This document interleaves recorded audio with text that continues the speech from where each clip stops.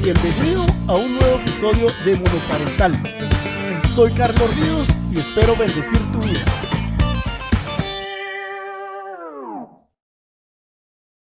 Bienvenidos a Monoparental. El día de hoy me vuelve a acompañar Lesbia. Lesbia, bienvenida. Muchas gracias. Muy contenta y muy emocionada. Gracias. Excelente. Bueno, ya no lo voy a hacer las dos preguntas porque pues ya las hemos hecho. Ya. Pero la idea es hablar un poco el día de hoy acerca de la crianza. Acerca de la crianza en el escenario monoparental. Tal vez, ¿cuál sería el ideal? Empecemos por ahí. ¿Cuál sería el ideal para llevar cuando ya papá y mamá ya no viven juntos? Bueno, primero, como pareja, el vínculo se ha roto. Como pareja, como padres, lo recomendable, lo ideal es que el bloque parental se mantuviera. ¿Esto qué significa? Dos personas adultas, padres de los niños, sentados con un mediador tal vez para definir qué modelo de crianza, bajo qué valores, bajo qué creencias, qué normas, qué disciplina van a ejercer la paternidad ahora que están separados. Este modelo se implementaría en una casa y en otra casa, hasta con horarios. ¿A qué hora se duermen en esta casa? Cuando van para la otra casa, se duermen a la misma hora. Alimentación, igual.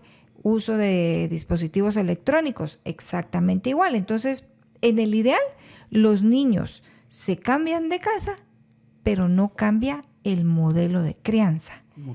Eso se trabaja, sí se puede, pero necesitamos a dos padres que hayan resuelto y cerrado el conflicto de pareja para dedicarse a ser padres. Y esforzarse en ese rol que siempre van a tener. Exacto. Y que va a ir cambiando conforme van creciendo los niños.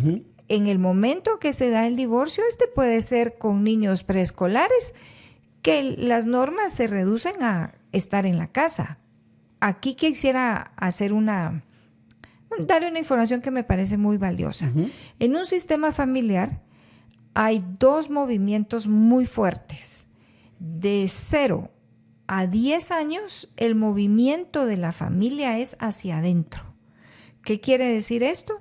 El niño se deleita con los abuelitos, con los tíos, con los primos, con los almuerzos de domingo, porque en ese momento el niño está desarrollando pertenencia, identidad, valores, creencias, y él lo disfruta.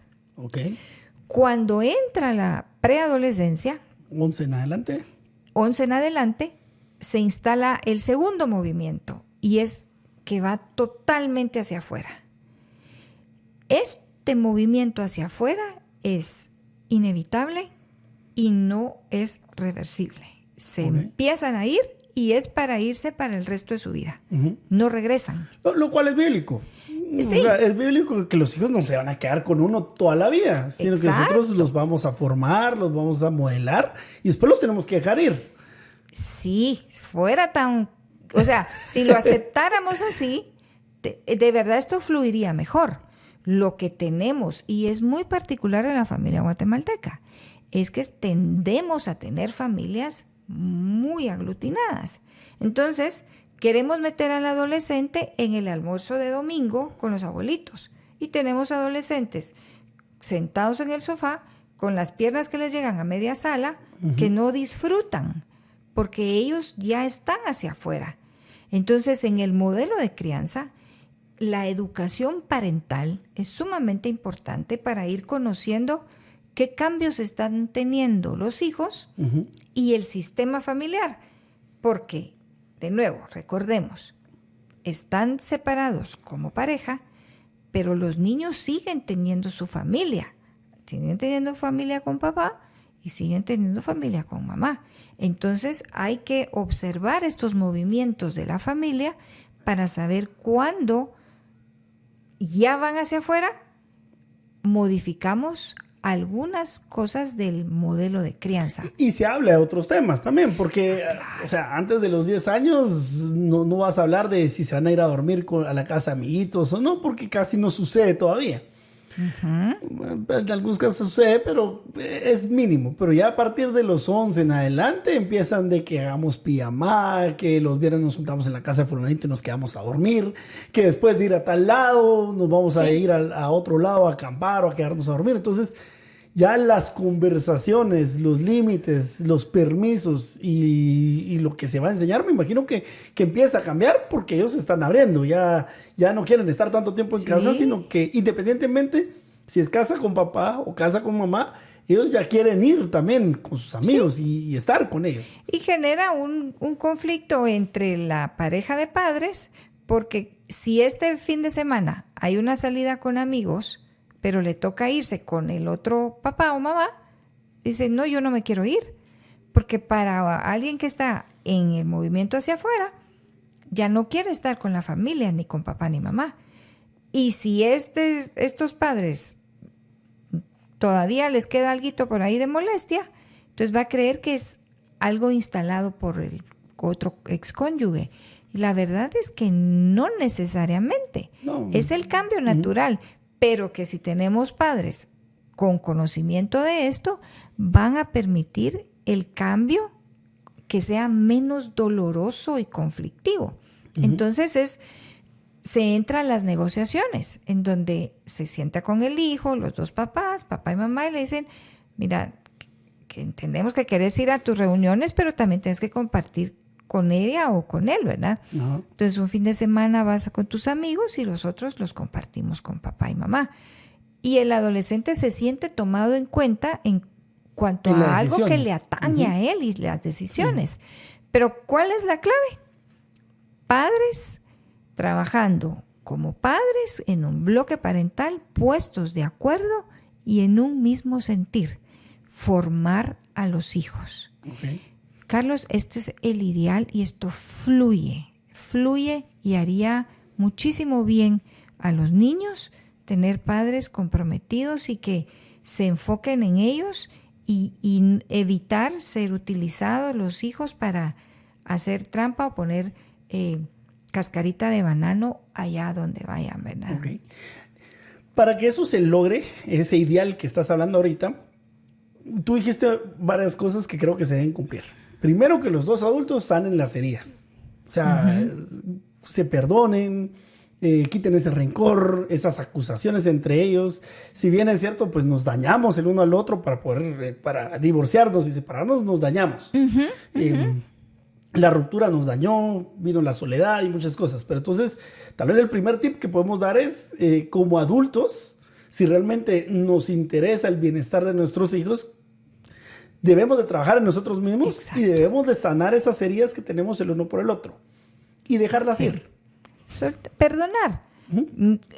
Me gustaría aclarar que en un proceso terapéutico el perdón aparece, pero hay alejitos.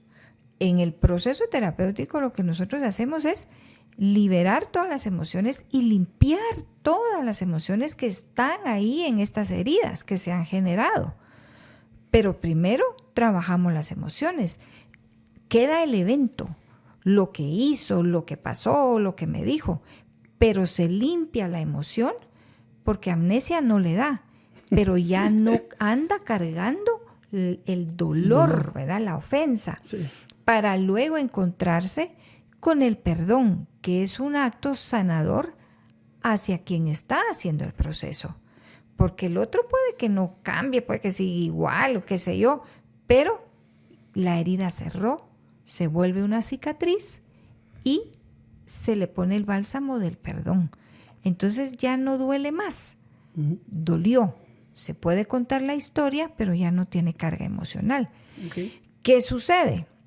Que de entradita, rápido, a veces nos ponen a perdonar cuando todavía duele mucho. Y es un proceso. Entonces sí, para quienes nos ven o nos escuchan, si está en este proceso, regálese la oportunidad de sanar. Es un regalo hacia usted y luego es un regalo hacia sus hijos. Van a ver papá y mamá sanos, resueltos. Eso ayuda mucho para lo que viene. Ok, excelente. Bueno, luego de que ya invertimos los dos papás responsables, adultos, en nosotros mismos, en sanar, en perdonar, tiene que llegar un momento en que también nos empezamos a comunicar. Sí. ¿Cuáles serían los tips para esa comunicación? Porque muchos, o sea, se dejan de comunicar o nunca lograron comunicarse. O sea, ese era el mayor problema probablemente, y por eso se divorciaron. No por fuerza hay una infidelidad, no por fuerza. Puede ser comunicación, puede ser una mala decisión financiera la que llevó a la ruptura. O sea, hay muchas otras razones. Y la comunicación es la base de cualquier relación. Y hay mucha pareja que probablemente se divorció porque no podían comunicarse. Entonces, ¿cómo, a pesar de que ya sanaron y que ya invirtieron, qué podemos recomendarle a esas personas para que puedan lograr volver a comunicarse o llevar una buena comunicación para llegar a este ideal del que nos hablaste al inicio? Principios básicos de comunicación. Siempre hablo en primera persona. Esto quiere decir que desde mi silla yo le puedo decir al otro, a mí me dolió lo que pasó, a mí me afectó, yo me sentí, a mí me enojé. Todo lo que yo haya sentido es importante. Puede que el otro diga, ay, no fue tan así. No importa. Pero es que si yo lo sentí, se le reconoce. Es válido. Segundo principio, no asumo. Hay varios nos acá. Pues estas son las llamadas distorsiones cognitivas. Primera, no asumo, no adivino, porque nos creemos tan poderosos que solo miramos y, ya sé por dónde venís. No es cierto, no sabemos nada, estamos asumiendo. Entonces, evito asumir, evito adivinar y evito hacer juicios de valor. Es decir, tú hiciste esto porque de verdad lo que querías era fregarme. Ese es un juicio de valor. Yo no conozco las intenciones del corazón del otro, eso solo lo conoce Dios. Yo sí puedo decir lo que yo siento. Yo puedo decir lo que me afectó. Sentir. Pero no puedo ni adivinar, ni asumir, ni hacer juicios de valor. Y tercer principio, cuando yo estoy comunicándome, hablo en primera persona. Cuando el otro se está comunicando, yo escucho, sin buscar justificaciones a lo que el otro está diciendo o buscando cómo defenderme o cómo atacar. Usualmente pasa que el otro está hablando y yo ya estoy empezando a pensar cómo le voy a contestar, cómo le voy a rebatir, o uso el famoso juego de cartas. Me está reclamando algo y uno dice, ahorita le voy a recordar lo que me hizo. ¡Pac! Y ahí va la carta, Ana. Entonces yo ya no estoy escuchando, me estoy preparando para argumentar.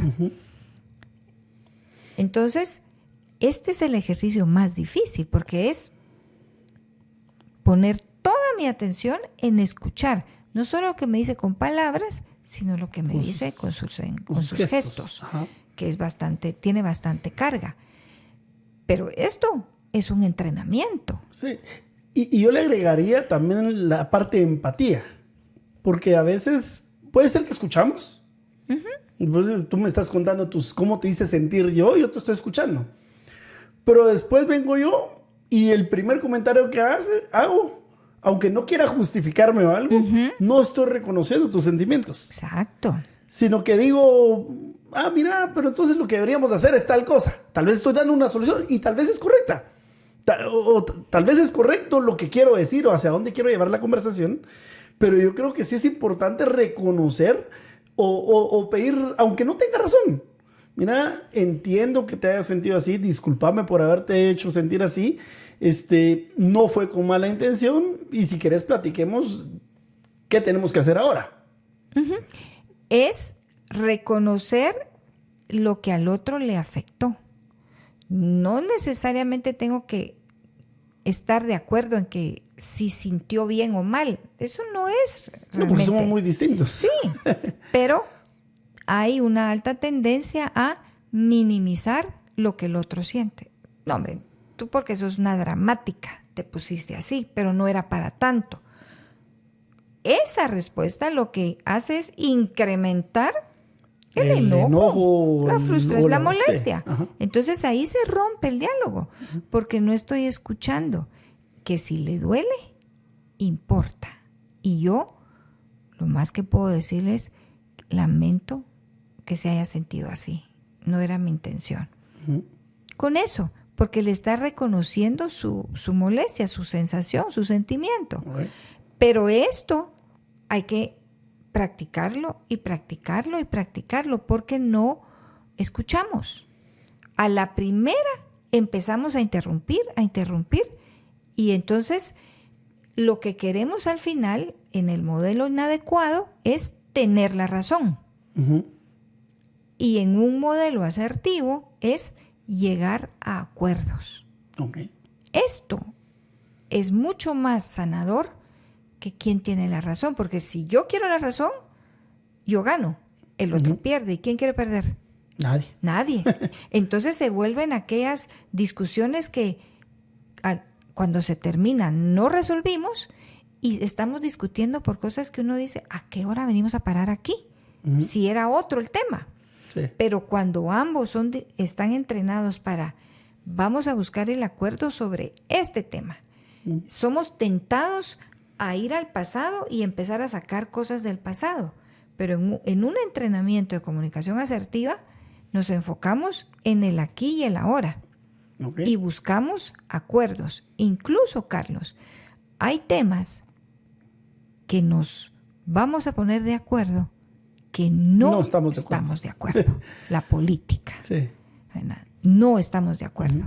Pero respeto tu punto de vista.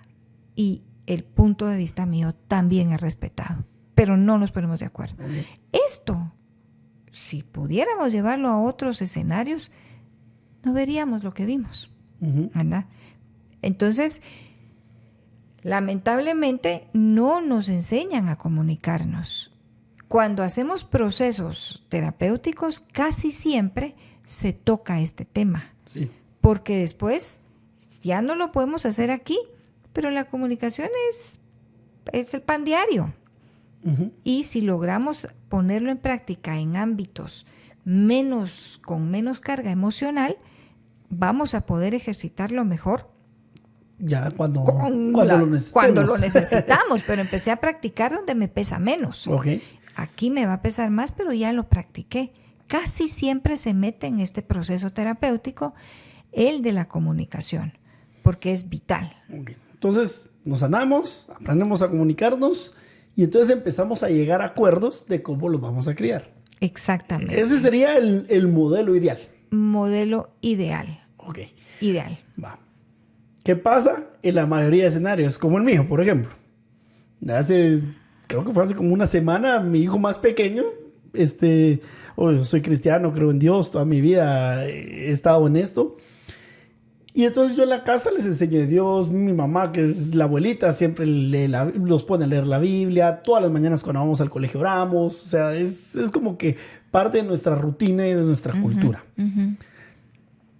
En el caso de la mamá, pues estuvimos 15 años juntos, servíamos juntos en la iglesia, etcétera, etcétera. Ella vino a Guatemala como misionera. Entonces teníamos un contexto en el que los dos teníamos los mismos valores y principios. ¿Qué pasa? Hace como 2 semanas aparece el chiquito y me dice, papá, pero mamá no cree en Dios. Ella dice que Dios no existe. Y a mí, cortocircuito, cortocircuito. Obvio, yo de verdad no tengo nada en contra de ella. O sea, si ella quiere creer en lo que quiera, si ella quiere vivir la vida como quiera vivirla, es su vida. Sin embargo, yo creo que los dos, al final, tenemos cierta influencia y responsabilidad en la crianza de nuestros hijos. Como la conozco, yo estoy seguro que no la voy a convencer de que les enseñe lo que yo quiero que les enseñe. Eso no va a pasar. Va a ser uno de los temas en que no estamos de acuerdo que no estamos de acuerdo. Así es. Ese va a ser un tema. Pero, ¿qué puedo hacer yo o qué me recomiendas tú para tratar de, primero, de tal vez darles la enseñanza que a mí me gustaría que ellos tengan? Uno. Y segundo, cómo llevar esa comunicación con la mamá de mis hijos para que no sea un problema tampoco, pues, porque si no se vuelve un problema y entonces ya ahora tenemos otro tipo de problemas. Claro, Ajá. claro. Dos cosas. Anteriormente habíamos hablado que las figuras de mamá y papá no se tocan, ¿verdad? No se tocan, no se descalifican, porque los van a acompañar por el resto de sus vidas. Entonces, ante lo que dice el nene, pues le reconoces lo que te está viniendo a contar y reconoces que ella es libre de pensar y de creer como quiera. Entonces, bueno, mijo, tu mami piensa y cree diferente a lo que pensamos y creemos nosotros, porque ellos están bajo tu cobertura. Entonces tú estás teniendo el rol de formador. No entiendo que no es una crianza compartida. En nuestro escenario, en este momento, no. No. Entonces, cuando tú tienes esta cobertura, la reconoces que ella puede pensar y creer diferente, porque esto va a pasar, Sí. pero aquí creemos en Dios. Esto es lo que nosotros creemos y es lo que tú estás aprendiendo aquí con papá, con los abuelitos. Dios y la fe y todo esto. Esto es lo que nos hace ser nosotros. Porque Él está en la edad ¿te recuerdas? La fuerza es hacia adentro.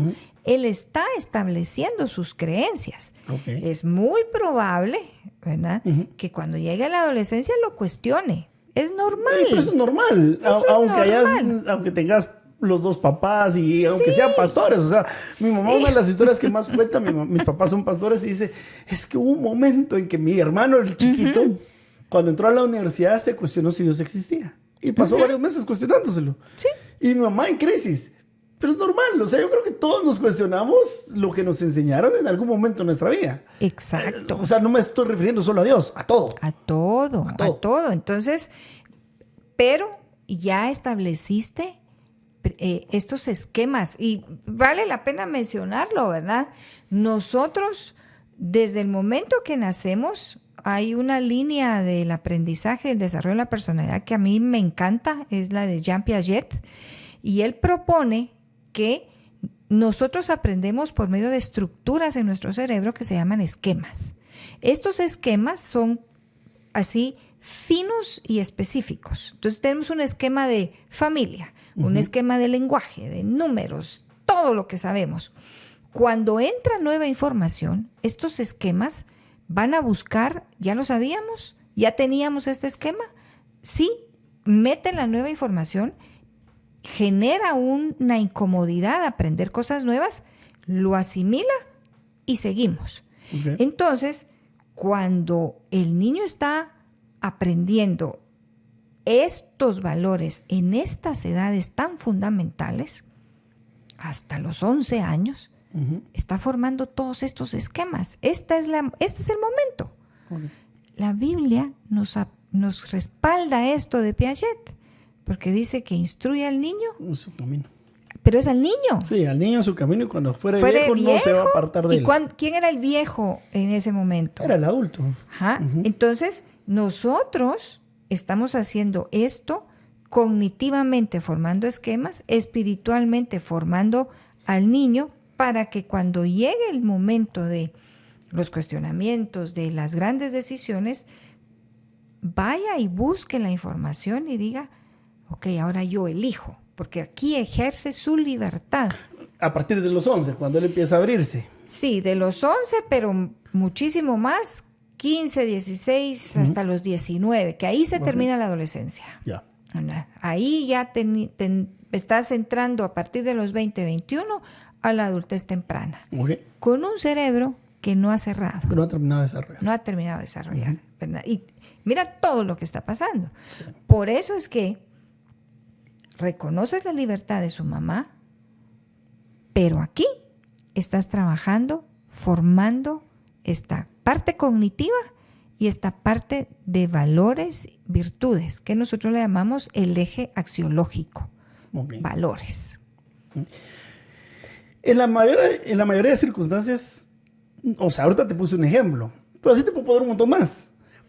El desorden, el ponerte un tatuaje, el escuchar un tipo de música, el tomar ciertas bebidas o no tomarlas, el ver ciertas películas o no verlas. O sea, hay un montón de cosas que vamos a tener diferencias y que si no tenemos esa comunicación y no tenemos ese interés genuino de realmente comunicarnos para criar a nuestros hijos de la misma forma, que es el ideal que nos explicaste al inicio, ¿qué puedo hacer? O sea, ¿qué puedo hacer? Porque yo voy a seguir tratando de criarlos de una forma, el hijo en la otra casa va a recibir otro tipo de crianza, otro tipo de ejemplos. ¿Cómo afecta al niño esto? Tal vez para hacer conciencia, ¿verdad? Porque si nos están escuchando, primero entendamos cómo lo va a afectar y cómo lo estoy afectando, porque tal vez eso me hace conciencia y digo, no, entonces tal vez sí debería buscar una terapia o algo diferente, ¿verdad? Sí, buscar la terapia, ponernos de acuerdo, acercarnos lo más como padres a aquello que más nos identifique por el bien de los niños. ¿Qué va a pasar? Los va a confundir.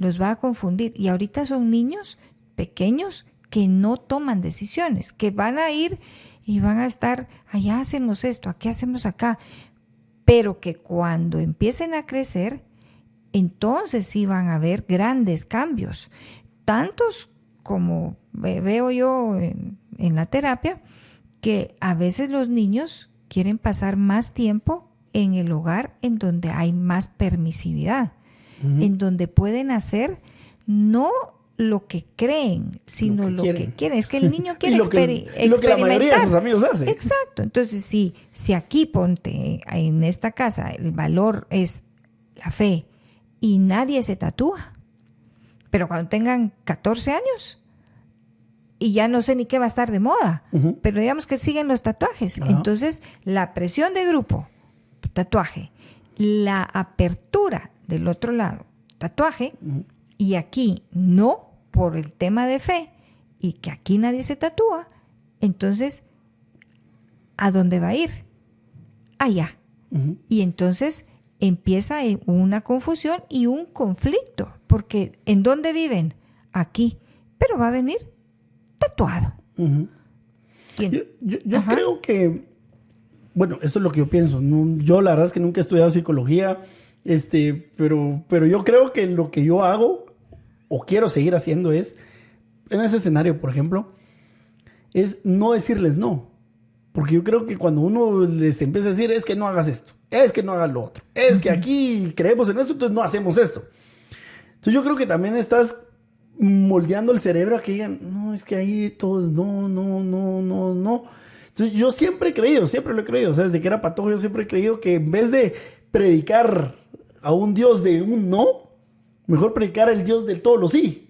El Dios de que aquí nos amamos, aquí nos respetamos, aquí nos divertimos, aquí hacemos deporte, aquí, o sea, tratar de hacer más énfasis en lo sí, en lo divertido o en lo bueno que es ciertas cosas y tratar de minimizar un poco los no. Esa es una de mis teorías de vida y de enseñanza.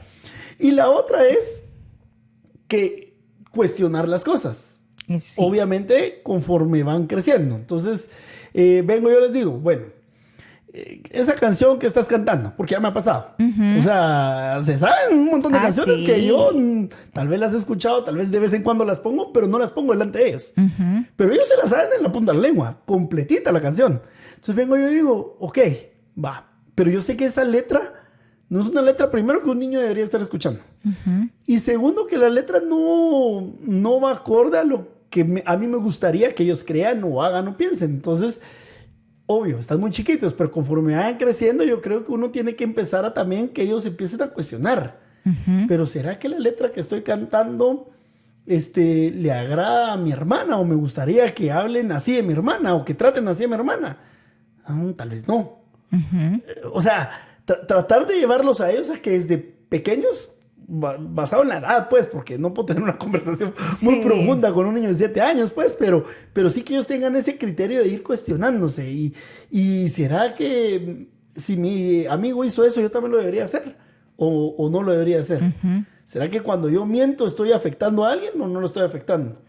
Entonces, esos son como que dos principios de crianza que la verdad es que no sé si los aprendí en algún lado o no, pero yo creo que debería aplicar, los he tratado de aplicar. ¿Qué opinas de esto? A mí me parece muy acertado.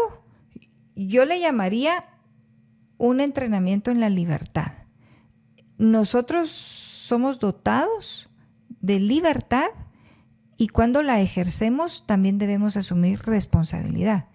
Cuando nosotros entrenamos estas dos condiciones innatas en nosotros, podemos tomar decisiones basadas en conocimiento, en reflexión, ejerciendo la libertad, pero asumiendo la responsabilidad. Uh-huh. Entonces el niño puede elegir, para ejercitar su libertad, puede elegir ya ahorita quedarse hasta las 10 de la noche, despierto.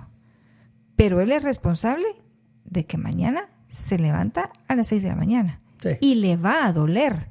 Y entonces va a decir, no. En vez de que sea por imposición. Y dice el punto. O sea, hoy mi hijo tiene 7 años, el mediano. Uh-huh. Creo que es el que más ha vivido todo. Porque tenía 4, o sea, creo que él sí logró ver ciertas cosas. Y emocionalmente y mentalmente él es el que creo que era el más grande en ese momento también. Uh-huh.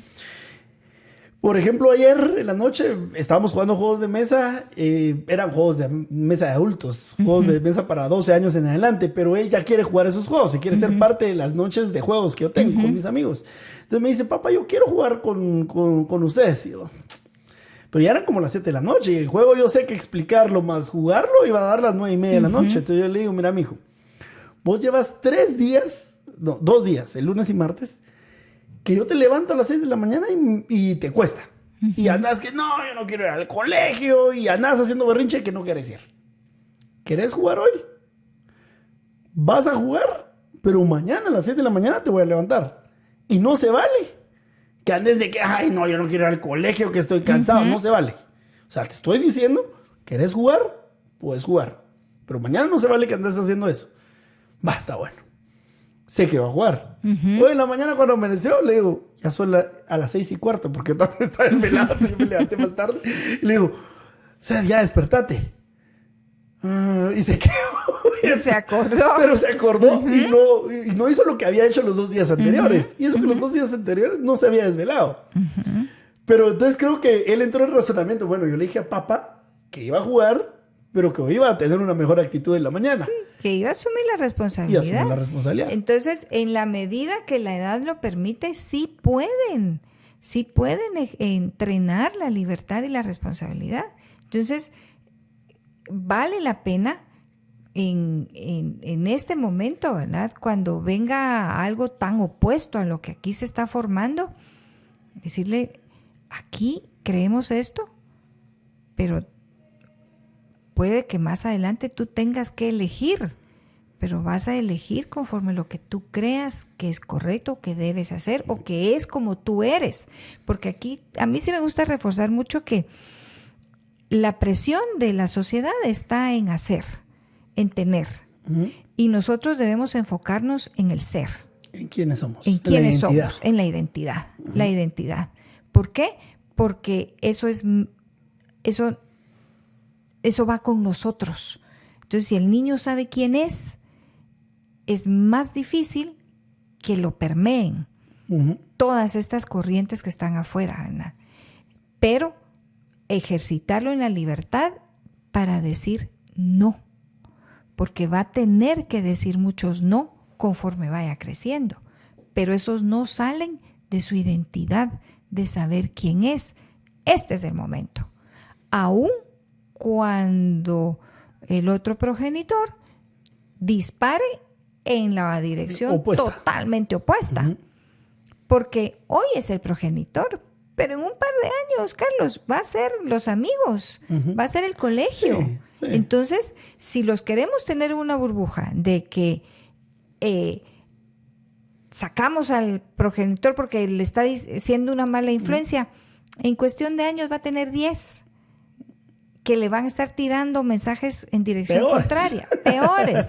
Entonces, se respeta lo que el otro opina, pero aquí se le está estructurando de tal manera que estás formando seres, no robots. Y ahí es importante porque tú dijiste, hay un pasaje de la Biblia que dice que estamos en el mundo, pero no somos del mundo. Y es algo que te marca tu identidad. Y yo creo que conforme el niño va creciendo, uno tiene que empezar a enseñarle esos pasajes. Sos hijo de Dios. O sea, marcarle su identidad en Dios, en los principios bíblicos, en lo que uno cree, para que él, como hablamos al principio, para que él cuando vaya creciendo no se aparte y recuerde todos esos versículos que uno le fue reforzando durante su crianza, ¿verdad? Entonces, yo creo que es importante que entendamos como papás que nuestros hijos se van a enfrentar a todo eso. A todo. Y que yo no puedo mantenerlos en una burbuja.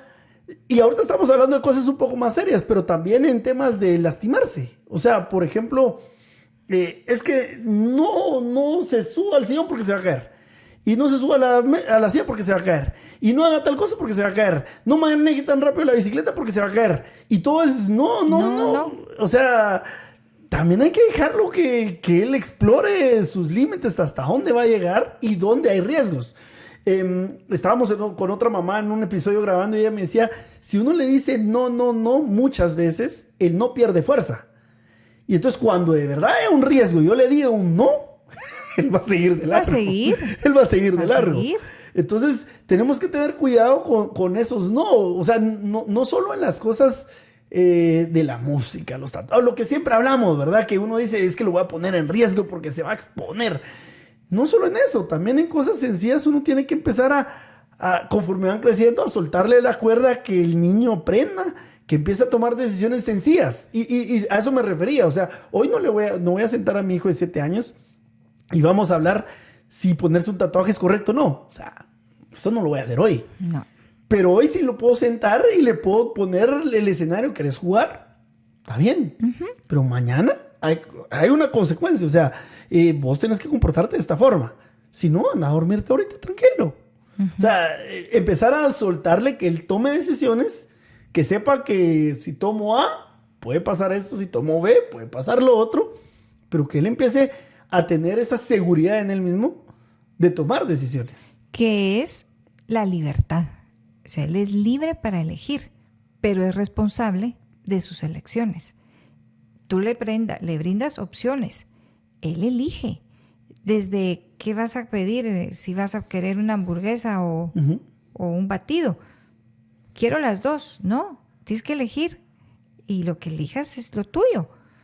¿Por qué? Porque conforme van creciendo las elecciones van siendo más grandes, más serias, de más peso. Pero la resiliencia, ¿verdad? Hay una ponencia aquí sobre este tema. Y dice este doctor, el ser humano nace siendo resiliente. Lo que sucede es que la crianza se la quita. ¿Por qué? Y él se subió en los metros de México a observar cómo era que iban las mamás con los niños. Y menciono mamás porque pues, son las que usualmente están con los niños, ¿verdad? Y él observó que a veces iban pintando los cuadernos y el niño le quería pintar la cara rosada al muñeco. Y la mamá, no, rosada no, amarillita, suavecito. Y pelo rosado, no, rosado no, café. Entonces la iniciativa del niño se ve limitada por la instrucción del adulto cuando deberíamos estimularlos a que estas pequeñas decisiones sí las hagan. Entonces, cuando vienen las grandes crisis, voltean a ver al adulto significativo de ¿y ahora qué hago? ¿Y qué digo? Y de verdad, ¿qué pasa? Les dices a los niños siempre que hay que decir y después le das el teléfono para que pida un pedido de comida. No saben cómo hacerlo. Entonces, estimular al niño acorde a su edad, a este ejercicio de la libertad con responsabilidad. Hoy tenemos jóvenes que, yo así les digo, a veces no les gusta, pero si ya estás usando un celular inteligente, de esos que son unas naves, entonces ya estás en capacidad de meter tu ropa a la lavadora y ayudar en tu casa. Sí. Porque no saben cómo usar la lavadora, no saben cómo hacer un huevo revuelto, pero sí quieren un teléfono inteligente. No. aquí esto tiene que ir porque estás usando algo de altas capacidades. Entonces hay que desarrollar estas responsabilidades.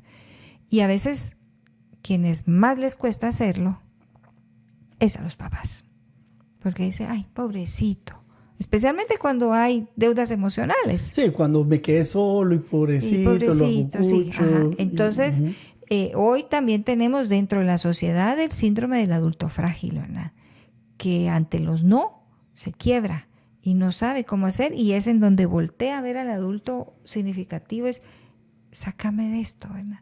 Y las deudas emocionales nos hacen, aún con hijos adultos, estar sacándolos de los atolladeros. Entonces, en la crianza es el ideal, pónganse de acuerdo. En lo real, casi no pasa. Tú que trabajas mucho en este tema, Sí, casi no pasa. Casi no pasa. Okay. Casi no pasa. Y me imagino que casi nadie invierte en eso tampoco. O sea, fuera del área me contabas de terapia para padres, o sea... Un entrenamiento parental. Que podría ser monoparentales, me imagino que también casados también llegan, pues, pero al final de cuentas también existe para papás divorciados monoparentales. Y me imagino que no hay muchos que reciban ese tipo de terapias. No. Nosotros trabajamos mucho con crisis familiares, con parejas que sí llegan directo a decir, queremos que nos ayude a tener un divorcio amigable, ¿verdad? Saludable. Pero ya no regresan por el rol parental. Sí, pues. Y se los recalcamos, ¿verdad? Se los recalcamos porque es el mejor regalo que les podemos dar a los niños después de esta crisis.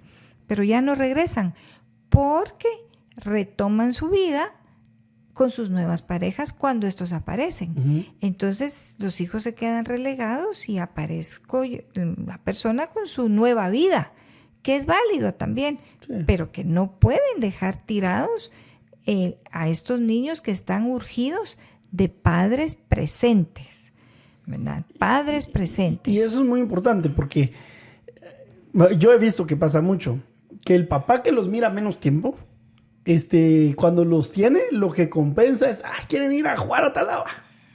Y después al cine, y después a no sé dónde.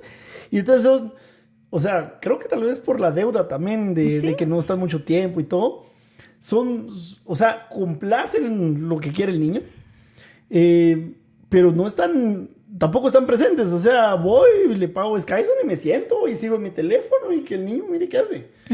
O lo llevo al cine, entonces yo sigo en mi teléfono y que mire su película. O sea, también siento que a veces, no todos los escenarios, pero muchos escenarios, sí es una forma como de, ya cumplí con mi responsabilidad de ser padre. Sí.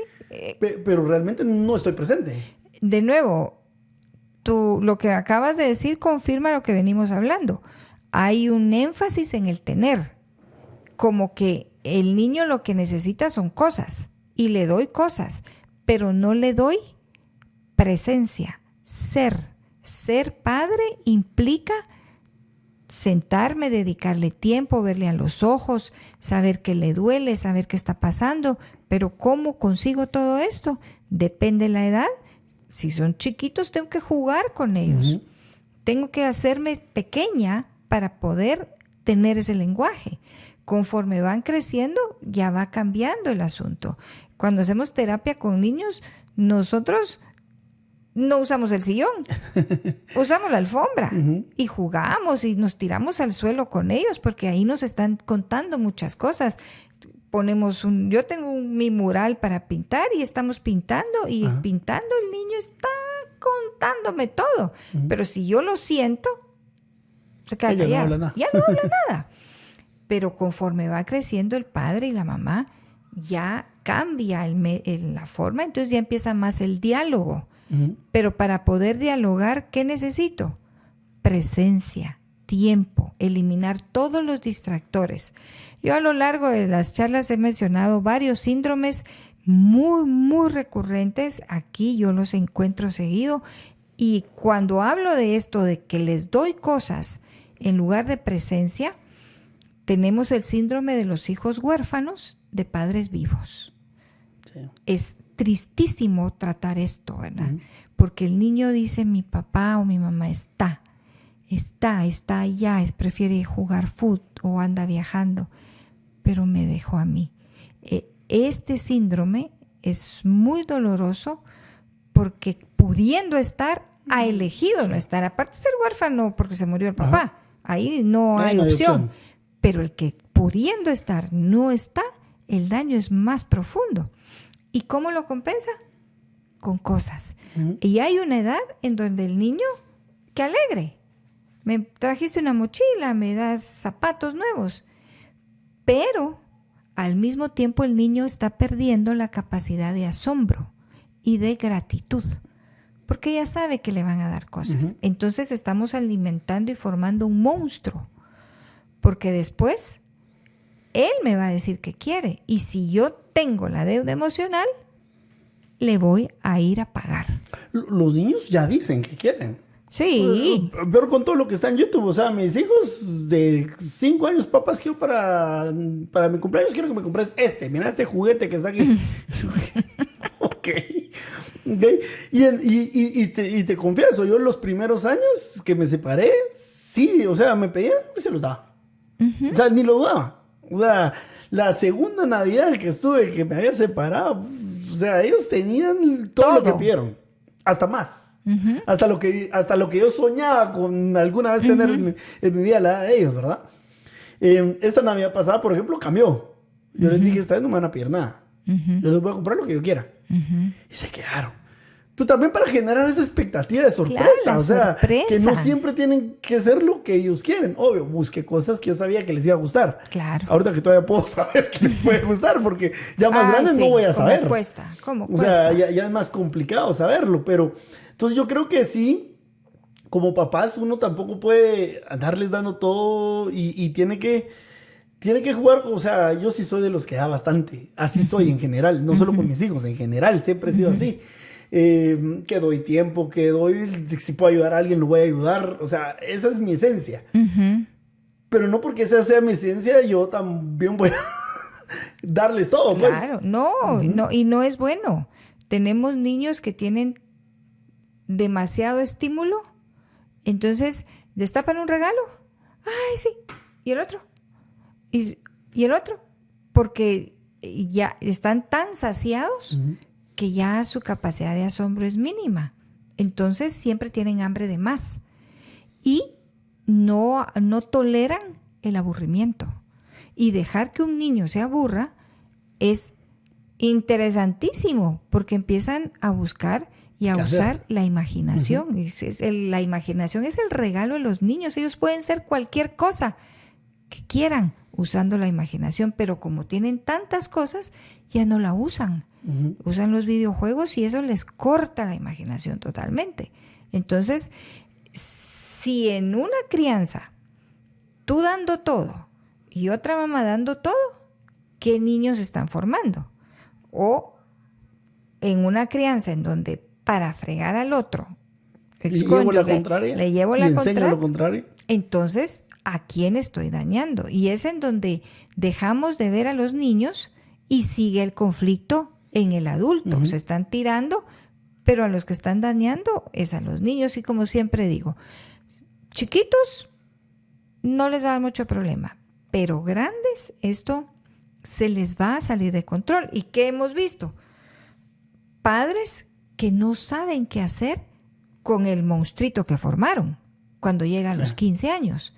Y entonces dice, ay no, mejor quédate con él. Ahora sí, quédate en la otra casa. Quédate allá o quédatelo, porque cada vez que viene acá, peleamos. Claro, le va a ir a pelear porque le va a ir a pedir. Y ahora ya no le sirve porque ya pasaron los años y decir, no, ahora no te doy nada. Y se vuelven tremendos. Que también tenemos muchos problemas de hijos que les pegan a los padres. ¿En serio? Uy, sí. Eso sí, no me la sabía. Sí, tenemos mucha violencia. Aparte de la violencia intrafamiliar, tenemos violencia de hijos a padres que les dan duro. Y no es porque estén viejitos, que esto es abuso al adulto mayor. No, padres en edad de 40, 50 años violentados por sus propios hijos porque están airados. Esto ya es ira. Y entonces arremeten y es muy peligroso. Y obviamente, espiritualmente, sabemos que esto va a tener serias repercusiones para el hijo que levanta la mano contra el padre. Pero así de desordenado está el asunto. ¿Y dónde empezó? En la crianza. En la crianza. En una crianza basada en la compra emocional, ya sea porque yo tengo mi deuda o porque quiero trocear al otro. Entonces llegan los niños cargados con aquellos montones de regalos, tal vez el otro no puede dar tanto y entonces empieza a ser, él es el bueno y el otro es el malo, porque no me da nada. Entonces me voy con él. ¿A quién estoy dañando? Al niño, porque está fundamentando el vínculo en el tener, en el tener, no en el ser. Y es el ser lo que nosotros debemos fomentar, porque eso en el paso del tiempo se va volviendo mejor. Nosotros somos un proceso en mejora continua. Los niños también. Entonces trabajemos en el ser y evitemos estar comprando la afectividad con cosas. Invirtámonos en ellos. ¿Y cómo puedo trabajar yo en el ser? Tal vez me gustaría que nos digas, que me respondas en dos escenarios. El escenario del padre, que lo tiene más tiempo, que es la realidad en la mayoría de países de Latinoamérica. Entonces, en mi caso, que están un poco más de tiempo conmigo, ¿cómo puedo fomentar yo el ser? Porque también hay qué tareas, qué colegio. O sea, hay muchos distractores y responsabilidades que también pueden desenfocarnos a veces de cómo fomentar ese ser. Entonces, tal vez me gustaría que me contes ahí, en ese escenario, ¿cómo puedo fomentarlo? En el ser es criar, primero, son 3 hijos. Los reconozco desde su unicidad. No castigo a los 3, tampoco premio a los 3. Los premio individual acorde a su esfuerzo. Luego, los refuerzo en positivo, por lo que son, no por lo que hacen. Trae la tarjeta de calificaciones, trae 2 rojos. Él sigue siendo valioso como persona. Puede mejorar sus resultados, pero sigue siendo mi hijo amado. Incondicionalmente. Este es el gran aporte cuando yo trabajo en el ser. Le muestro un amor incondicional, no por lo que me da, sino por quien él es. No le digo que es mentiroso. Le digo, hoy dijiste una mentira, porque eso fue lo que hizo. El ser mentiroso. Y a veces uno dice frases como, no seas mentiroso. Ya es natural en uno a veces decirlo. Sí. Es espontáneo. Es espontáneo. Pero uno debe cuidarse de ese tipo de frases. Entonces, por lo que me estás diciendo. O sea, claro, porque esas son etiquetas. Tener cuidado, Esas son etiquetas que tienen tanto peso como, no seas tonto. Sí. Y las decimos con aquella ligereza y un niño que está construyendo su autoconcepto y su autoestima le cae, pero como bomba. Le resuena, me dijo tonto. Las niñas que quieren lucirse delante de su papá porque es su príncipe, ¿verdad? Y quieren que el papá les diga qué linda te ves. Y se van a poner frente al papá y le dice, ¿cómo me miro con este vestido? Y el papá está viendo la final de la Champions con que el Real Madrid ya va a meter el gol en el minuto 92. 97, porque así son. No vamos a ver de fútbol, ahí no nos vamos a poner de acuerdo. ¿Y qué dice el papá? Quítate aquí, patojita, hombre, ahorita no. Y la niña va con todo su corazón dispuesto. ¿Qué quedó? El tener. Porque el ser se lo ignoró. Y no nos damos cuenta de situaciones como estas en la forma como nos referimos a los demás, ¿verdad? Cómo hablamos de los demás. Nuestra cultura es muy dada a poner apodos. Sí, bastante. ¿Verdad? Entonces llamamos a la gente por apodos y decimos, es que es chistoso. ¿Chistoso para quién? Para el que lo dice, no para el que lo lleva, porque los apodos a veces son hirientes. El ser es desde una psicología personalista, que es la que yo atiendo, es lo más valioso que existe. Desde la fe es que reflejamos la imagen de Dios. Entonces, los niños... Y eso te iba a comentar, porque varias cosas de las que dijiste, ¿dónde las puedo aprender? Teniendo una relación con Dios, entendiendo que Dios me ama no por lo que hago. Exacto. ¿Por qué me voy a seguir equivocando? Pero Él ya dio todo por mí. O sea, Él me sigue amando a pesar de que sabe que yo me voy a equivocar mañana o pasado mañana. Que voy a tomar malas decisiones, que voy a hacer cosas que no le agradan. Exacto. Pero si yo realmente conozco a ese Dios que me ama a pesar de eso, eso es lo que doy. Eso es lo que yo le voy a dar a mi hijo. Eso es lo que yo voy a reflejar y voy a tratar de Y los formar. hijos van a venir contigo, van a venir con nosotros. Y a veces van a venir con los resultados que uno dice, la madre. Y uno les dice, sí, igual a tu mamá, igualito a tu papá saliste. Y me la paso oyendo un discurso que mi papá fue lo peor, que mi papá era un perro, que mi papá era un infiel. Y me dice, ¿tú sos igual a tu papá? Voy a hacer lo mismo. ¿Quién soy? Ya me está dando esa identidad. Me está dando una identidad que no es la mía. Mi papá pudo haber sido esto. Pero en nuestra cultura corre eso, ¿verdad? Pinto y parado, ¿verdad? Ay, no es cierto. Si existe que Dios nos hizo de manera única y no hay otro como yo. Y dirían mis hijas, gracias a Dios. Gracias a Dios que no hay otra como mi mamá. Pero a lo que voy es que esto es en el ser. Es reconocerle ese espacio, admitir que es imperfecto, pero perfectible, porque somos un proceso de mejora continua.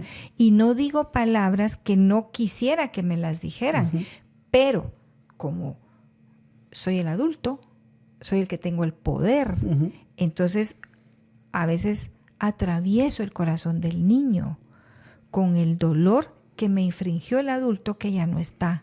Y le digo palabras hirientes que dañan su ser. Yo tengo escenas, Carlos, de verdad, de adultos, varones y mujeres que al tratar esta parte del ser, por qué se maltratan, por qué se descalifican, por qué tienen una sexualidad promiscua, encuentro tristemente el niño herido, ¿verdad? Que sigue buscando el apego en el lugar equivocado y de la forma equivocada, pero que fue lastimado en su esencia y tiene un autoconcepto de yo no soy valioso, yo no soy digno, yo no soy amado. Y esto es lo que lleva en su mochila emocional y con lo que se relaciona. Sí. Entonces, criar en el ser es afirmarlo en que es amado, en que es digno. Y cuando se equivoca, reconocerle que es imperfecto, pero puede hacerlo mejor. Y yo me pongo a la par porque yo estoy en el mismo proceso. Sí, todos estamos en ese proceso. Entonces no tengo cómo decirle que no le va a pasar si yo lo sigo viviendo a mi edad, ¿verdad? Y él apenas empieza. Yo lo veo mucho y tengo mis diferencias y no estoy muy contentita con esto, pero las academias de fútbol. Yo miro a los papás alrededor de las academias de fútbol y los niños son chiquitos y veo los rostros de papá y mamá, patea, patea. Y a cierta edad el niño no puede coordinar este movimiento cruzado. Sí. Mira todo lo que hay en juego en una cancha de fútbol. Es ojo, es mano, es pierna y es torso. Sí, todo. Rodilla, todo rápido. Y los niños quieren agradar a los padres y tiran. Y no fue gol. Y el niño lo primero que hace es voltear a ver a sus papás. Y el papá, el adulto, hace esto. Ay, mi hijo, hombre. ¿Qué mensaje? Sí. Y a veces ni siquiera es a mi hijo, solo con él. El niño está recibiendo un mensaje contundente. No soy bueno, no sirvo. O sea, yo no sirvo. Sí. Y es un niño pequeño, que el niño debe jugar en estas academias por diversión. Por placer. Por placer. Sí, por ejemplo, ahorita mi hijo acá perdieron la semifinal y perdieron el tercer y cuarto, ¿verdad? El torneo que estaban jugando. Pero en el tercer y cuarto lugar estaban jugando y perdieron 1-0 por autogol de él. Pero él baja corriendo desde arriba, o sea, él estaba tratando de meter gol, baja corriendo porque no había nadie de defensa y entonces con tal de quitarle antes de que pateen para la portería, él mete el pie y entra el autogol. Y cuando yo lo veo, el pobre, o sea, él estaba frustrado y quería llorar en ese momento. Y mi actitud, en vez de que, mi actitud fue, no, hombre, vos podés, vamos, que arriba, que agarra la pelota, vamos para arriba, que vos puedes seguir jugando. Y entonces el pobre, o sea, pero creo que el que yo le gritara en positivo que él podía, creo que él en vez de llorar y de bajarse en ese momento, agarró la pelota y dijo, va, y buscó el gol. No cayó, pero tuvo varias oportunidades, y estuvieron cerca de empatar el partido y aquel siguió jugando bien. Entonces al final del juego yo me le acerco y le digo, bueno, ¿qué dice el muchacho? Metió el gol en la portería que no era, ¿cómo se siente al respecto? Yo lo empecé a molestar, pues, pero como a sacarle el chiste. Sí. Y después le digo, mira, mijo, a todos nos pasa. O sea, no pasa nada. Jugaste un excelente partido, perdieron, es parte de la vida, metiste un autogol, no pasa nada, pero vos jugaste bien, ahí está. O sea, ahí está. Exacto. Y eso que hiciste, ¿verdad? El humor. O sea, te contaba que yo voy en la línea especializada de la logoterapia. En la logoterapia nosotros usamos mucho el humor, porque es bueno reír y el ser humano tiene la capacidad de reír y llorar. Estaba yo en un entierro el martes y llorábamos, pero reíamos de los chistes que hacía mi tío. Y estábamos en un pueblo y ocurrente todo. Yo me estaba riendo de una actividad que para mí era nueva y de recordar a alguien que tenía tan buen humor que en su entierro hicimos lo que él hacía. Reírse. Y después llorábamos, ¿verdad? Entonces, esto que hiciste con tu hijo, después fue reír del momento difícil, pero es sanador. Pero no lo acusaste, no lo descalificaste, pero tampoco le dijiste como... Un aplauso por el otro. Esto no le pasa a nadie más y nunca más te tiene que volver a pasar. Si uno a veces solito se mete los goles a otra escala, ¿verdad? A otro nivel. Suele suceder. Sí, entonces nos reímos de esto y ¿qué? La vida sigue. Educar y formar en el ser, vas a tener hijos que ante el fracaso no se asustan. Hoy, lamentablemente, Carlos, yo trabajo con duelos, ¿verdad? Entonces, siempre pienso que a veces me miran como ese pájaro prehistórico de Jurassic Park que va caminando así. Pero tenemos la tasa promedio que está viviendo Guatemala de suicidios es de 2 personas, un día sí, un día no. ¿En serio? Sí. Esos son los números que tenemos. O sea que nos da 15 por 2. 30 al mes. Al mes, si no más, pero 30 fijos. Okay. ¿Y las edades? 17 para abajo, 80 para arriba. ¿En serio? 17 para abajo. Sí. Wow. 17 para abajo y 80 años para arriba. Los abuelitos se están suicidando. Y los adolescentes y los niños también. ¿Por qué? Porque están dolidos, porque se sienten solos, se sienten abandonados, se sienten no suficientes para una sociedad que les demanda éxito, belleza, dinero, popularidad. ¿Y quién tiene todo? Sí, que les demanda likes. Ajá, likes. Ajá. ¿Y quién tiene todo? Eso no existe. Tenés algo que te adolece aquello, ¿verdad? Pero les duele mucho la frustración y el fracaso y huyen ante el dolor. Entonces, cuando nosotros trabajamos y dejamos que los hijos se expongan al no te damos permiso. Sí, pero ya hice todo, tengo mi cuarto ordenado. Sí, pero no te damos permiso. A esta no vas a ir. Estamos enseñando en aguantar esa tolerancia a la frustración, a los no. La vida le va a dar muchos no, que empiece a recibir y a practicar aquí. Los no, a las frustraciones, a las pérdidas, a que no siempre se gana. O sea, son cosas que hay que enseñarles desde pequeños porque lo van a ver. Entonces, esa es la crianza en el ser. Okay. Imagínate un escenario donde tú estás esforzándote en el ser y el otro está enfocado en el tener. Sí. Qué grave conflicto hay acá, ¿verdad? Sí. Y tarde o temprano, estos niños van a tronar.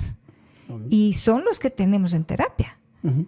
Y ahora me gustaría, tal vez para también ir concluyendo, ¿qué consejo le podemos dar al papá que los mira todos los fines de semana, o un fin de semana sí, un fin de semana no? O sea, el que no pasa mucho tiempo con el niño.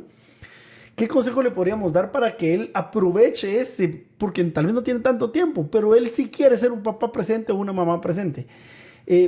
¿Cómo él puede, en ese poco tiempo o menor tiempo que tiene, trabajar en el ser, trabajar en esa identidad, trabajar en esa relación que sí va a formar a ese niño y le va a generar valor? Okay. Menos de 7 años, juegue, ría. Presente. Presente. No le dé el videojuego y que él haga las cosas sobre el iPad, sino que juegue con él. Bueno, si va a, ¿cómo se llama? ¿Donde brincan las camas? Así va. Salte con él. Salte con él. Ajá. Es divertidísimo, divertidísimo. Guarde los celulares, no haga trabajo, no lleve iPad ni laptop. No vaya al cine. Ahí no se comparte nada. No vaya al cine. Vaya a caminar. Guatemala tiene senderismos muy bonitos aquí. Disfrute la naturaleza, vaya al mar, vaya a las piscinas. Necesitan los niños abrazar a papá, abrazar a mamá, hacerse un chapuzón, generar vínculos. ¿Pero qué es esto? Presencia. Yo le diría que hacer eso hasta los 11 años. De 11 para arriba, el asunto cambia. Entonces, si quiere trabajar criar en el ser, pregúntele siempre a su hijo, ya más grandecito, ¿verdad? ¿Cómo te sientes hoy? ¿Ganas de qué te dan? ¿Qué quisieras hacer? Tómelo en cuenta, no llegue con una agenda. Mira, hoy vamos a ir a Priceman porque tengo que comprar el súper de mi casa. No, porque entonces no está dedicándole tiempo a él o a ella. Y luego siéntese a platicar qué hay de nuevo en tu vida, hijo. Y si el adolescente no le habla, entonces ábrase usted. Pero cuéntele de su ser. Esta semana fue dura para mí. Me sentí solo. Te extrañé mucho, hijo. Me quisiera un abrazo. Esto es ser persona, con sus emociones, con su lado de luz y su lado de sombra, con su vulnerabilidad, para formar vínculos basados en el ser. Y aunque a los adolescentes se ponen así como tiesos, denle un abrazo. Aunque se quede tieso. Aunque se quede tieso, dele un abrazo sobre la cabeza. No le vaya a pedir su celular nunca de los jamases, ¿verdad? No se lo vaya a pedir. Pero usted no usa un celular en el tiempo que está con su hijo. Para nada. Y a la niña, dígale que es linda. Dígale que es una princesa. Llévele flores. Sea puntual. Si le dice que la va a ir a traer a las 10, esté a las 10 menos cuarto. Estas niñas, cuando llegan a la edad de la adolescencia, que empiezan a ver a los niños, yo les digo a los padres, no tienen idea lo importante que es el rol del padre cuando pone estándares altos de puntualidad, de arreglo, de dedicarle una tarde, un café, unas flores. Porque cuando salen y se encuentran a los personajes que andan ahí y las empiezan a invitar y llegan tarde, la niña que ha tenido estos altos estándares de parte de su papá no acepta cualquier cosa. Pero la niña que no ha tenido esto se queda con cualquier cosa. Correcto. Porque tiene un apego inadecuado. Y eso es importante recalcarlo. Porque a veces la mamá dice, no, pero es que yo puedo suplir el rol de papá y eso no va a pasar. No. Eso no va a pasar. No. Entonces, en el escenario que una mamá, el papá no esté presente con su hija, yo lo que haría es ponerme a orar.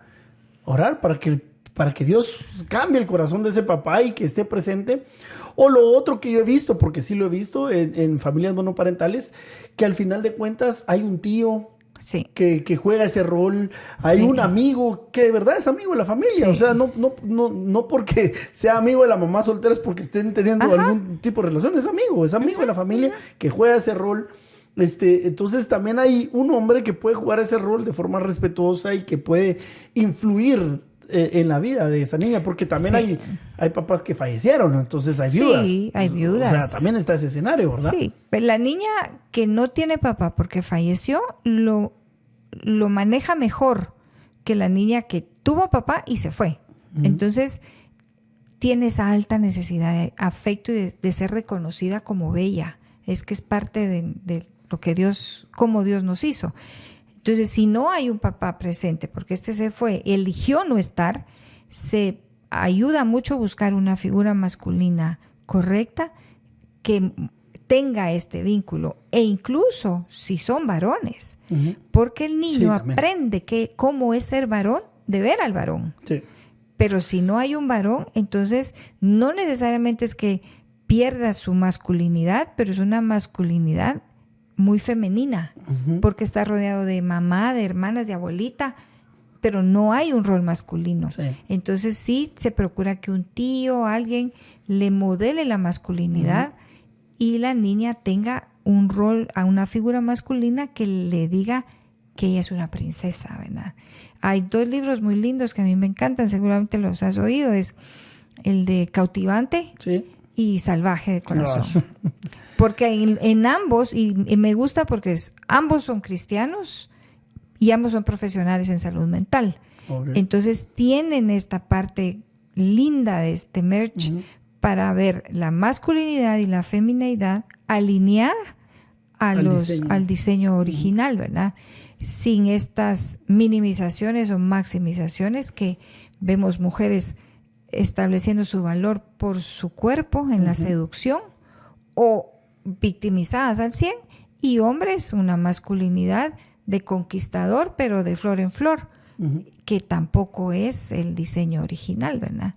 Entonces nos ayuda mucho, yo lo recomiendo leer cuando ya tengan hijos e hijas, lean los 2 libros. Lean los 2 libros, les va a ayudar muchísimo. Sí.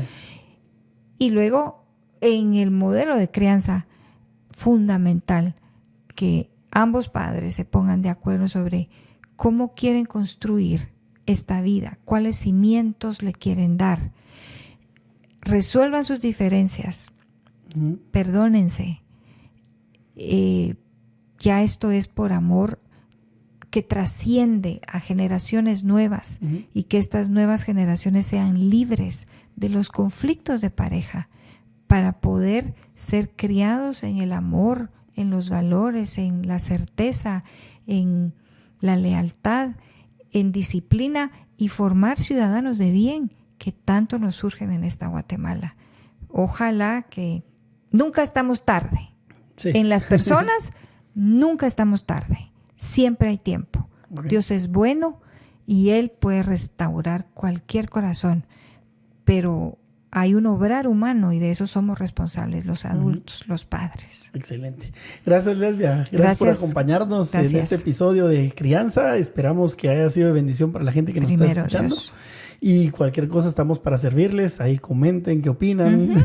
Cuéntenos si tienen una duda con lo que hablamos también. Pues, y también si no está de acuerdo, también se vale. Lo recibimos. Así es. Muchas gracias, Carlos. Por todo, ¿viste? Hasta Los luego. Esperamos en el siguiente episodio. Bye.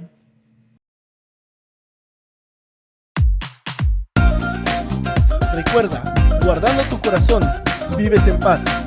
Hasta la próxima.